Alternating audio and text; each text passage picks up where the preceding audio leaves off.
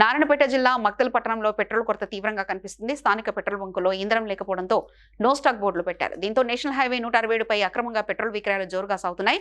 Litre 150 వరకు విక్రయిస్తూ వ్యాపారులు లాభాలు ఆర్జిస్తున్నారు. కర్ణాటక రాష్ట్రం నుంచి పెట్రోల్ తెచ్చుకొని ఇక్కడ అమ్ముతున్నట్లు వారు చెప్తున్నారు.